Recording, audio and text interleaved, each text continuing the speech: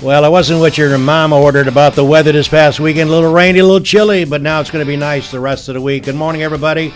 The dog is in the kennel. It's another time for Weber This Week. Here from FingerLakes1.com, located in beautiful Seneca Falls, New York.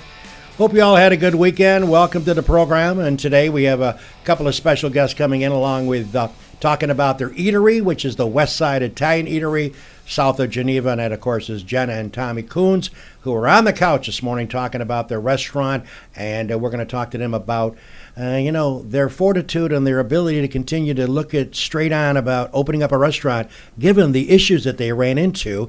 And without further ado, it's great to have Jenna and Tommy in. Thanks for coming in, guys.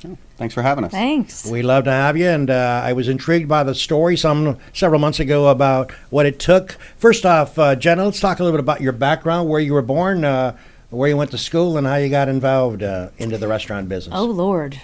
So born and raised in Williamsport, Pennsylvania. The Little League World Series. Little League World Series. Pennsylvania had a good showing there this year. I felt sad. They had a 10-2 lead in the bottom of the first. I know. Sad. It was heartbreaking to watch. Oh, but, God. Yeah. So Williamsport. Yeah, Williamsport. My family owned an Italian restaurant there for nearly 60 years. Wow. So we've got, I think, a proven product in our sauce and meatballs and a lot of the recipes that my grandparents started. And my family sold the place and retired back in December of 2013. So congratulations to all of them. And Tommy and I thought that, we could carry on the torch in at least a small way up here in the Finger Lakes. And it's always something that we had wanted to do when we moved up here about 8 years ago. And found the place on Route 14, thought it was a great location, and we started to peel that onion, and here we are. We're still peeling. We're still peeling the onion. Well, I was amazed that you must have a lot more patience than I do. I got to admit, you're starting to renovate the business. You're starting to think about opening it, developing your menu, and all of a sudden the rains come and a flood occurs. What's your first reaction, Tommy, when the first flood hit? Well, when the first responders got there and they said that they didn't have a number to contact us because they were going to call us in the middle of the night, I was glad they didn't, because there really wasn't anything that we could do. I got there in the morning and just kind of saw the aftermath, and it could have been a lot worse, so I kind of try to look at the bright side of things. We probably had, I'll say, a half an inch to an inch worth of mud throughout the entire restaurant. Oh, wow. And it was right after we pretty much thought that we reached the peak of, okay, now we're on the downside, because we did so much work into the restaurant, from infrastructure, from rerouting plumbing to doing all kinds of painting and everything, and to just have to go in and just clean all of that up was a little bit of a stressful time, but we got through it. And then let's go to Act 2. The second flood hits. How long between the first flood and second flood? 3 weeks. Yeah. 3 weeks to the day.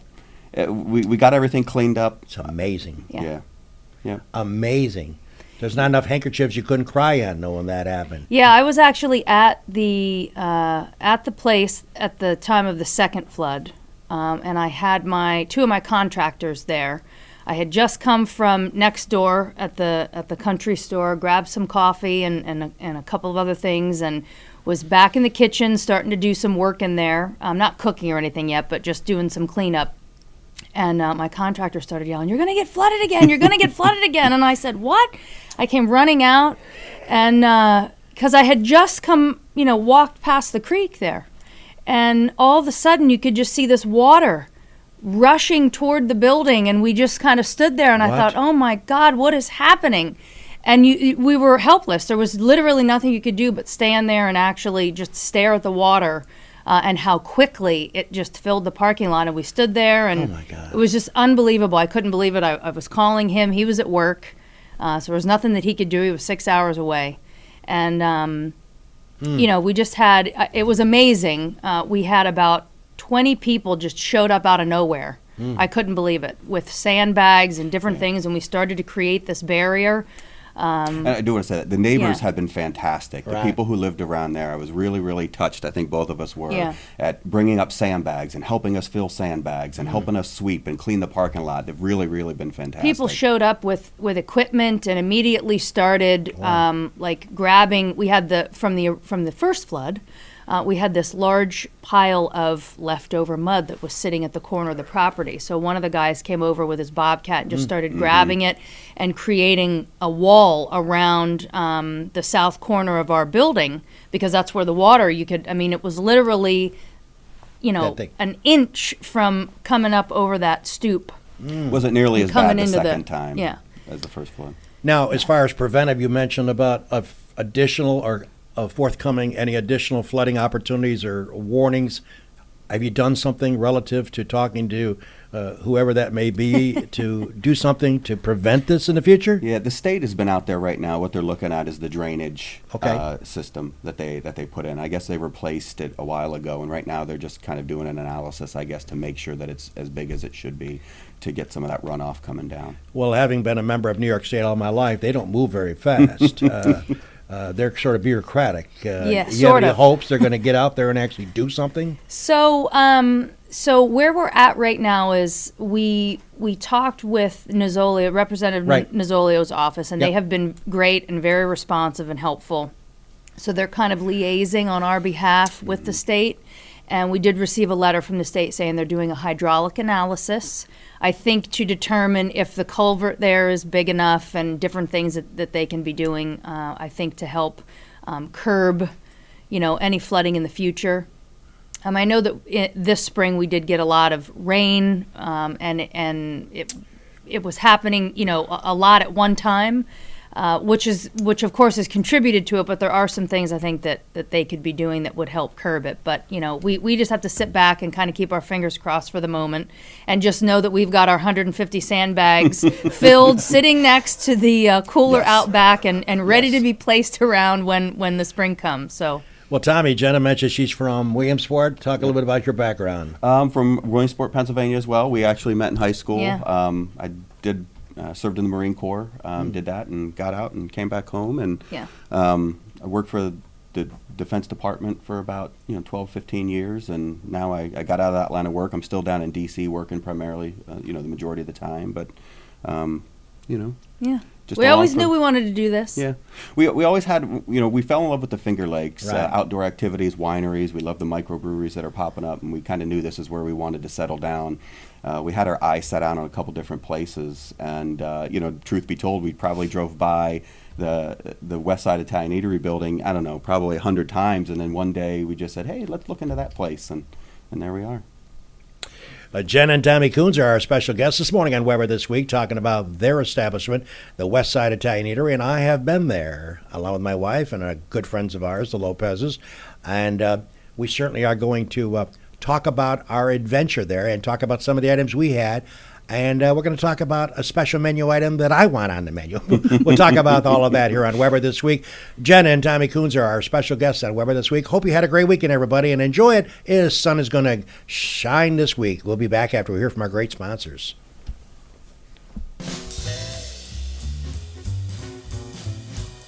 Cayuga Lake National Bank. Bill Ryan and his team for all of your banking needs. Offices in Union Springs and Aurora. A fine sponsor of this show for over 30 years.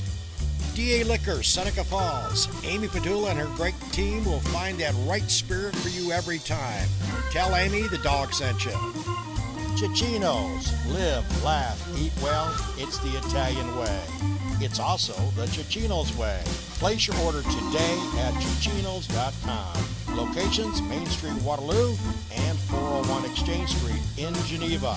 The Kuhns Hotel welcomes you to come out and enjoy the revitalization of this historical landmark. Wednesdays, don't forget Ladies' Night with special price drinks and half-priced appetizers. Tap is Thursday, and their chef serves a dinner special every night.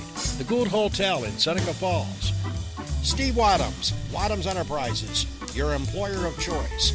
Proud supporter of this show and local athletics. Bob and Leslie Ullman, owners of the Ullman Theater in Lyons, as well as the Newark Pilots, a minor league baseball team with a major league ballpark. SenecaFallsCountryClub.com, awesome 18-hole layout, offering a 12-month payment plan. Home of the toughest par 4 in Central New York. Wilson Press, WPress.com. Seneca Falls. Rich Ricky, my good friend, and his team can handle all of your printing and mailing needs. Rich Ricky, Wilson Press, a fine sponsor of Weber This Week. Well, it's about 20 minutes to 10. Hope you all had a nice morning going on. Hope you're checking us out live today. And by the way, just a reminder before we get back to Jenna and Tommy, upcoming guests next week, a special show for myself and Jimmy, because we know these guys. We've known them forever. The Ferrara brothers, there's three of them. There's David, of course, a well-known attorney who does an outstanding job legally. And, of course, Tony Ferrara, who has been in all walks of life in the educational field. Jimmy retired a year ago. Mike Ferrara, who does a lot of things for a lot of people. He's on the Seneca Falls Country Club Board of Directors, and he's involved in a multitude of things. He retired as of August 31st. We're going to have them come in, sit on a couch where Jenna and Tommy are, combined to have 77 years in the educational field, Jim, and that's pretty impressive. 77 years. Yeah, Tony was my principal when I was in high school, and so they're going to be here next week. Known Mike my whole life, and it's amazing. Neighboring towns, right? The two principals, yep. For all those years were brothers, so it should be a good show. They'll be here next week, Mike and Tony Ferrara. It's a special show, so I hope you'll join us. And then, of course, on the 28th, I have an appointment, so I won't be hosting the show. Jimmy will. It'll be Betty Canny along with Ted Flock, representing the Trinity Church here in Seneca Falls. They're going to talk about their signature fundraiser, Denim and Diamonds, at the Gould Hotel. We were there last year. Spectacular. People wearing, Bermuda shorts. Some people wearing tuxedos. But it was funny. It was a great fundraiser, big turnout. So that'll be the signature event on the 28th. Then on October 5th, we'll have Rod Verke in to talk about the likes of the 2015 induction ceremonies of who's getting in this year in the Miners Academy Hall of Fame. Well, Jenna, let's talk about the menu. When I was out, I was kind of curious to look at the menu, and I found it unique in the sense that we talked about this on the phone. I kind of liked what you've done here. You've broken out some of the topics, like, for example, the breads and the salads, and I like the field. The thinking of putting the bread and all these different things apart, what was the mindset behind that? Just to give us your thought process when you developed it. So we've gotten, it's interesting that you point this out, and we talked a little bit about it on the phone the other day. Right. We've gotten a lot of comments about the menu, right. Very similar to yours. Okay. Haven't seen it laid out this way. Yeah, it's an different. Interesting approach. Yeah, it's different. So the thinking behind it is, it's our vision, I think, for, not that we want to dictate the way people eat, but no, I know. Our vision is that you kind of come in and you get to surf the menu, and you pick and choose things from kind of different categories and kind of assemble your own shared plate with folks that you come in. So we didn't want to assume what you might view as an appetizer or an entree, or how you might want to assemble the plate. Right. So we thought we'd break it up into categories and things that made a little bit of sense. The field is more vegetable-based. Right. The farm is a little bit more meat-based. And then breaking out the different salads is, and bread and what else do we have on here? Sandwiches and some pizza. Yep. And the pizza looked good, too. Yeah. It looked good. Yeah, we do it on actually a bread as opposed to a traditional pizza shell. And then you can kind of pick and choose. And, if you want a little bit of hot sausage and you want a large salad, you're going to come in there with 3, 4, 5 people. Design it the way that you'd like, and you can do things a la carte. I kind of liked it because, I got to tell you something, folks, and not because they're my guests this morning. I got to tell you that the meatballs, you could kill somebody, literally kill them. I mean, they're that big. I mean, to serve 3 meatballs with a dinner special is over the top. Mary, my wife, took home 1 3/4 of the 3. They're huge. I mean, like Billy Fusillo, huge. So if you're into meatballs, which I am, they're awesome. We had obviously the spaghetti night, and we enjoyed that. And by the way, I want to give credit for the antipasta. There were 4 of us, so we decided. I think I made that major move in making the decision. I said, let's get a large antipasta. That thing was just a platter full of exceptional items on that antipasta. It was really good. I make those, by the way. Oh. Well, I want to tell you something. I designed them, by the way. I want to tell you something. Our foursome love the antipasta. Excellent. Love the antipasta. Thank you. And so I liked the looks of it, and I think you and me talked on the phone and by the way, Jenna can talk about it. Last night was their last night this year in business. They're going to reboot, reconfigure, do some things. get a beer license maybe, work on some beer and wine down the road. And we talked about the aspects of not serving alcohol versus serving alcohol, and you made a good comment. It's ironic that we're not all alcoholics in this country, even though a lot of people like to drink. But she had a good point. When you go to a restaurant and you sit down, some people, even myself, likes to have a beer once in a while. Not all the time, once in a while. My wife, I call her one and done Mary. She'll have one drink, maybe a glass of wine, that's it. And she'll sit there and count the number of beers I'm drinking. Do you know that's 2? Yeah, I do. That's 2. Okay. Let's not go to 3. But Jenna made a good comment. As you have noticed when you had your opening, soft opening, people came in, looked around, tried to get a drink or something, or thought there was a drink, and when there wasn't, they moved out the door and off they went. Yeah. It's ironic how some people look at restaurants, and to be fair about it, most restaurants do have some sort of alcohol. Absolutely. Okay, so you're going to deal with that issue, and Yes. you know that that is something that the population requires to be available. We are in wine country. You are Right, in wine so- country, yes, and it's ironic that it's sort of Coke or Pepsi, coffee, tea, not quite, And Jim, it's a good point. Jimmy and his wife and family go out a lot to dinner, and it's just part of, unfortunate, the way the restaurants are. Right? Absolutely, and I don't know that I wouldn't even say it's unfortunate. Yeah, I know. We our intention has always been to have a liquor license. Sure. Part of what you don't see are elements on the menu that we chose to actually not even roll out because we didn't have the accompanying wine or beer flights to go with them. Right.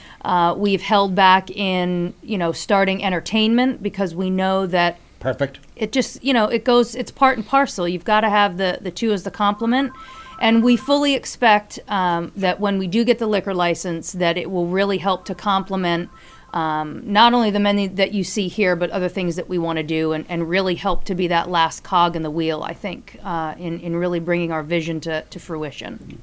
Tommy, you agree with that too, is right? Absolutely. Yeah. Absolutely. Really with the soft opening, one of the big things we wanted to do is to kind of roll out kind of our vision in a way and get people to taste the sauce and taste the meatballs. And really the response that we've gotten has been fantastic. And we know once we get that liquor license, it'll just take us up over the top, be able to pair some of those meats Yeah. and cheeses that we want to do with some of the great beverages that are around here. And we should point out they're going to have to mortgage both of their cars and their homes and so forth to get the liquor license because they ain't cheap, right? You've been looking at that. They ain't cheap. Yeah, Nothing's cheap in New York State, by Now the way. we're in process. I have to tell you, it's actually it's a heck of a lot cheaper than what you have to go through in Pennsylvania. Is it harder? Yeah. Well, yeah, Pennsylvania, you actually have to pay. They're anywhere from 50,000 to 6 figures. 'Cause Really? There's only so many to go around in Is each that right? county. Yeah. Oh Yeah. my God, I never knew The, that. the state controls how many liquor licenses there are, so basically it's a supply and demand Oh thing. my. Yeah. People who And- end up having them can charge, Yeah, and New York, anybody can really apply for them, so they're much less But they do a expensive. background check. But Yeah. the hoops that you have to jump through, we were really Wasn't blown expecting away. fingerprints and Wow. financial records and all, Yeah. all For this those state? things. Oh, yeah. for New York State. Yeah, we were really kind of blown away with the amount of information they asked for. Drawings of the, you have to provide schematics of your building and property, and Yeah. By the way, not to take a shot at my guests, I normally don't do that on the show, but I must take a shot at Pennsylvania. I love Pennsylvania. I used to go to Wilkes-Barre on business, down to Wilkes-Barre, 3 hours and 15 minutes by car to Wilkes-Barre from here. I took that trip a lot, and as I was driving down 81, heading down to Wilkes-Barre, I would see these motorcyclists going by me doing about 70 with no helmets, and I cannot believe the state of Pennsylvania did not mandate helmets for motorcyclists. I think they did it one time and then they rolled it I back. don't Yeah. understand why. It is such a safety issue. They're going to be mashed potatoes. I mean, they fly by with no helmets. What? Even in I New don't York know how State. mets other states have. I know that there's. I don't know if it's divided. New York 50-50. State, who's Some always of them have them, but behind, don't. we Yeah. require helmets. Yeah. You can't ride a motorcycle without a helmet on. Right. I'm not a motorcyclist, but my Yeah. friends are.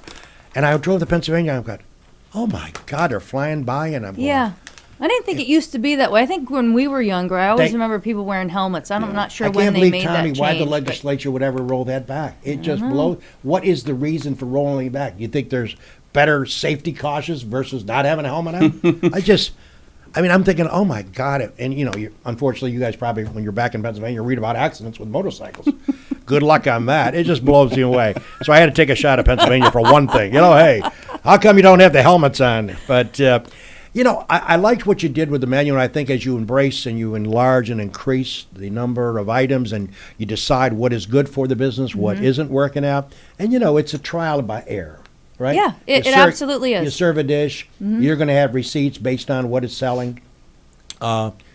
But I got to tell Jenna the quick story about the dog dish that I've already put in my request, and she's tried it. When I was growing up, my biggest love, and my stepdad, and my mom, we didn't have a lot of money, and there was 3 animals, me and my 2 older brothers, and we would eat everything, including that table. You didn't eat your pets, did you? We thought of it. That's how we got the name Dog. Yeah. That's right. Nobody knows that. That's a long story, too. This show would have to go on for 3 hours. But when I was growing up, one of my stepfather's wishes was to have pasta because his name was Marapiece. My mom was Irish-German, so he sent Mom to one of his sisters to learn how to make Italian sauce. And I was telling Jenna that she had to go back 5 or 6 times to get it to his liking. He was the old-style Italian. He used to get whipped stepping on a tomato plant. That's the old-style Italian I'm talking about. But one of his requirements was, once in a while, special occasions, Thanksgiving, Christmas Eve, he would get a stick of pepperoni and tell my mother, when you do the meatballs and do the sausage, get the stick of pepperoni and cut it up in chunks about that size, not the little tinny, I'm talking chunks. And when you make your sauce, Jimmy's getting this to put it in there and let it cook. And then when you put the platter of meat out, along with the rigatonis, which is my favorite dish, and you get the pepperoni, you cut it. It is so rich. It is so delicious if you like pepperoni. Some people may not like it because it's a little rich taste. But I'm telling you, folks, on a scale of 1 to 10, I'm telling you it's 100. I love it. And Jenny, you said you checked it out. Yeah, I did. We were last night. We were in the kitchen, and the dog comes through again. We've got this. We've got a half a stick of pepperoni in there. So I took off some big chunks. Oh my God! I wanted, of course. I'm assuming that the way that your mother cooked it was for a couple of hours in the sauce, like you normally do. Well, I didn't have a couple of hours last night, so I pan-seared some of the rigatoni and got some nice little crust on it, and then I put a couple of ladles of sauce in the pan and let it simmer for about 30 minutes. Right. And we threw it on the dish, and everybody had a couple bites. And it was good. Actually, I think so good. The dog dish might be the name of that if we serve it. We could There call you it go. the dog dish. And I won't charge a royalty either. I won't charge you guys a dime. And we were at a fire pit outing Friday night at a friend's house, and the kids were putting the pepperoni on the s'more sticks and grilling the pepperoni. It was, I tell you, I've never seen that before. Well, and who doesn't like pepperoni? Right. A lot of people don't, believe it or not. Really? But it gives Who makes that caveat? Well, I was responsible. Now that we're talking about pepperoni and the sauce, it's a great topic. My wife is Sicilian, obviously, so she's better than Italian. She tells me all the time. Her mom used to have pasta every Sunday. The whole family would go over. And I would sit there every Sunday, loaf of Italian bread. We'd have the pasta. We'd do the ziti, the rigatoni, the spaghetti, whatever. And Mom would, my mother-in-law would have pork, meatballs, sausage. So I come from the pepperoni era, and not that we had it much. I said, "Hey, Ma." I always called her Ma. "Hey, Ma." And she's a great cook. I said, "Well, you're missing one thing in this." She'd have a platter of meat like this, by the way. I said, "You're missing one thing." "What's that?" "Pepperoni." "What?" She thought I was nuts. I said, "Get a stick of pepperoni, chop it up in chunks like that. And when you make your sauce, let it, like you said, 2 or 3 hours. Let it." "Okay, just for you, I'll do it." So she did it. The next week, she brings out the sausage, the meatballs, the pork, and hunks of pepperoni in the platter. Guess what went first? The hunks of pepperoni. Yeah. It's fabulous. So, and I would have been doubly impressed if you brought me a dish of that this morning. I know. Then I would have. We ate it all. Then I would have invited you guys back. Listen, we're having fun here with Jenna and Tommy Kuhns, the owners of the Westside Italian Eatery. How do you get there? Very easily. Route 14, leaving Geneva. It's about 5.5 miles on the right-hand side. You can't miss it. Used to be Francesco's. I got to tell you guys, your staff was very nice. I think the legendary Frank waited on us, the tall guy. He was pretty neat. Been happy so far, finding the right talent so far. You're looking at, did you bring in a staff? You're just kind of analyzing how they're doing and so forth. It's early startup to see how they're doing with the customers. That's got to be a tough thing too, right? To monitor all that? Absolutely. Yeah. You always go through a process of finding the right people. I think we really do. One of the sad things about closing for the season is the great staff that we finally have on board. The servers are always kind of easy to find, but we do have a good group of servers. Frank, who's actually Jenna's cousin, comes from the family, he's familiar with the recipes and the food, and that's what makes him such a valuable asset. But we're also really impressed with the kitchen staff that we've assembled right now, too. So we've been able to find some good talent and bring them in and keep them. They all want to come back. I was just going to say. Yep. So what are you looking at for timeline next year? You looking at April, Mayish type of thing at the springtime, or I think it will be. It likely wouldn't be any earlier than April, but shouldn't be any later than May. We're going to need every day that we have. It feels like it's might be 5 months or however long it is between now and then, but the time flies in terms of the things that we want to do. What has been your biggest surprise since you guys have been there in the soft opening? What has each one of you? Besides the flood. Besides the two floods. Besides the fact that we're going to build an ark in the off season. So is there a surprise that sticks out in your mind? It's similar to what you and I chatted about on the phone the other day. As much as I think enjoy having a glass of wine or a beer with my meal, I think the most surprising thing to me was to actually have people cancel reservations or come in, realize that they couldn't get a drink with their meal and leave. I get it, I really do, but I was surprised that even for like an hour, to come in and just have dinner for an hour and not have a drink. But no big deal. I completely get it. I don't know if you've got Tommy, your first surprise, big surprise since you've been in it? I'm going to go back to the local folks and how they've been basically, I'll take a little bit of ownership and so happy that we're there and doing something with that property. We spend a lot of time down in the Washington, D.C. area where you don't even talk to your neighbors. You maybe wave to them. And just the fact that we've had people come out, help us fill and stack sandbags, come down with their own personal equipment. We actually have had neighbors compete. Oh, so-and-so did it next time. I'm doing it this time. Yeah. And that's really been fantastic to see. Yeah. Well, when we came over, I think you guys were in the kitchen. Right? Oh, yeah. You guys are always in the kitchen, yeah. Right? Now, not to take shots at that, are you guys thinking about coming out? And I see you walked out one time. I didn't know who you were at the time. I kind of guessed you were. But are you going to kind of come out and kind of glad hand people so that they know who you guys are versus being in the kitchen? Yeah. Isn't that a double-edged sword? It is. You need to work in the kitchen, work on the dishes, but you want to get out so people can see who owns the place. Yeah. So I try to come out once or twice a night, every night when we're there. I try to come around to the tables and make sure that everything is up to par. Right. I think for our opening weekend or the first 2 weeks, Tommy was out on the floor. I had some other help in the kitchen. Took us a little while to find the right staff. Sure. So he had to come into the kitchen with me to make sure that everything was going out the way that it needed. But we also now have my older brother, who's a restaurateur for 30 years, ran the Nittany Lion Inn for many years. He has joined forces. So he actually came up in the last 3 weeks. He was managing front of the house while we were able to stay in the kitchen and finish out for the season. I'm pretty sure he's going to join us next spring as well. So that really helps so that we can float around. And now that we've really got the kitchen staff that we need, and they're competent, they're excited, they're ready to to kind of put their mark on some things.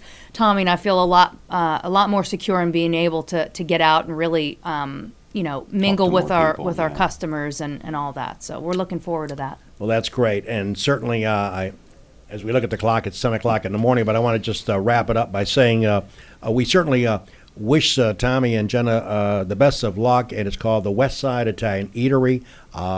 Just check them out on Facebook. I'm a member of their club as well. About 4.5, 5 miles south of Geneva on Route 14.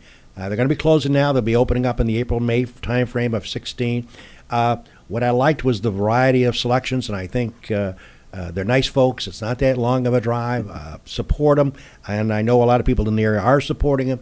And who knows, they may bring the dog dish with pepperoni on it and put this ugly mug on the mirror. But that's just kidding about that. And by the way, before I would leave, I want to remind everybody that Jenna's birthday is tomorrow. She mistakenly told me it was her birthday tomorrow. and she turns 21. So you can send all the gifts here to Finger Lakes One. I'll open them up and give them what. I'm just kidding. Jenna, happy birthday early. Thank you so much. So you don't think I forget that stuff, huh? That's At wonderful. 8:70 I forgot I said You said anything. 14th is the interview. My birthday's the next day. Yeah. Thanks for reminding me. No, I'm just kidding. Well, listen, guys, thanks for coming in and continued success to you. And I look forward to seeing you next year. Thanks for having Yes, us. We thanks. really appreciate it. And we'll have you back next year. Wonderful. So we get back into thing. Now you know how to get here. All right, folks. Nice folks. And this was all about local businesses, it's not that far of a drive. Check it out, and you're going to enjoy it. And get the large antipasta. Maybe not the large one, the small one. But get the antipasta, too. Hey, folks, enjoy yourself. Next week, we got the Farrar brothers coming on to talk about education. It's going to be dynamite. They'll be on the couch talking about their experiences, and do they have experience? 77 years in the educational field. Wow. I need a drink thinking about that. Take care, everybody. Speaking for Jenna and Tommy Kuhns and Jim Senacropi, our owner, this is the dog bidding you farewell. Catch you next week.